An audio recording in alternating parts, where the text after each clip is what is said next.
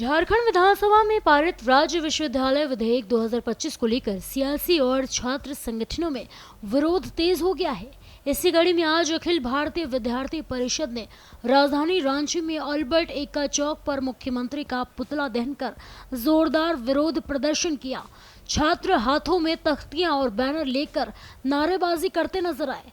ABVP कार्यकर्ताओं ने इस विधेयक को पूरी तरह असंवैधानिक करार दिया है। विधेयक जो 2025 जो विश्वविद्यालय के खिलाफ जो षड्यंत्र के तहत एक कानून लाया गया जिसको पारित किया गया है, तो ये सरासर हमारे जो महामहिम है उनकी शक्तियों को छीनने का प्रयास झारखंड सरकार के द्वारा किया जा रहा है। उसके साथ साथ छात्र संघ चुनाव में जिस प्रकार के झारखंड सरकार का हस्तक्षेप है कि चुनाव को वोटिंग सिस्टम को खत्म करके अब तो ये वही बात हो गया कि मॉनिटर सिस्टम जो हम लोग हेड बॉय और मॉनिटर नियुक्त करते थे, तो उस प्रकार से झारखंड सरकार अपने कुछ चहीते लोगों को नियुक्त करेगी जो हमारे विश्वविद्यालय का मुद्दा ना उठा करके वो सरकार के साथ भ्रष्टाचार करेगा सिर्फ कॉलेज कैंपस के अंदर में। तो झारखंड सरकार छात्रों की आवाज को दबाने का काम कर रही है। उसके साथ साथ राज्यपाल महामहिम की शक्तियों को भी छीना जा रहा है। तो अखिल भारतीय विद्यार्थी परिषद इसकी कड़ी शब्दों में निंदा करता है और हेमंत दादा को यह चेतावनी देना चाहता है कि जब जब छात्र बोला है, राज सिंहासन डोला है, तो छात्रों की आवाज को दबाने का काम ना करे, क्योंकि छात्र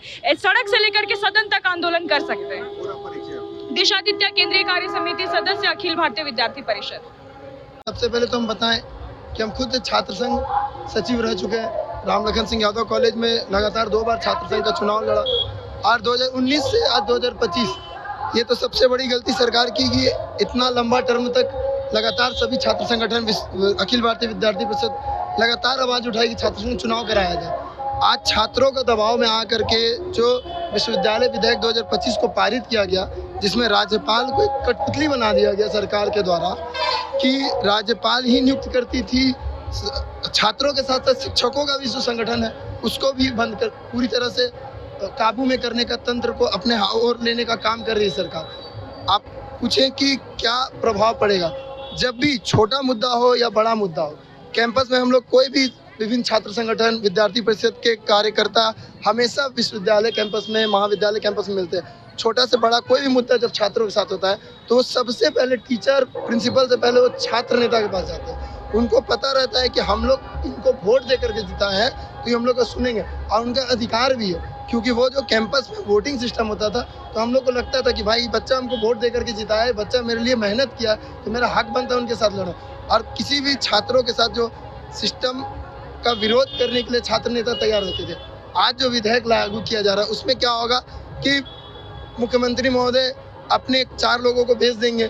अब वो 4 लोगों को महाविद्यालय में भेज देंगे, विश्वविद्यालय में भेज देंगे कि ये अध्यक्ष और सचिव रहेंगे। तो मान ले उनको जो भेजा गया, जैसे डीसी, हम विरोध नहीं कर रहे हैं पर हम एक बात बोलेंगे कि आज सरकार का कोई एजेंडा होता है या कार्यक्रम होता है तो डीसी को आदेश मिलता है तो डीसी उस आदेश का पालन करता है। उसी तरह हो जाएगा विश्वविद्यालय छात्र संघ कि जब मुख्यमंत्री का कोई आदेश होगा, मान ले छात्रों का कोई मुद्दा हो, तो वो छात्र नेता बनता क्यों है?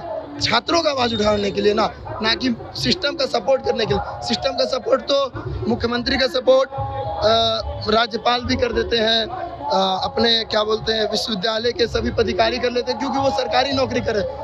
मुख्यमंत्री से लड़ने का अधिकार सिर्फ छात्र नेता को रहता है।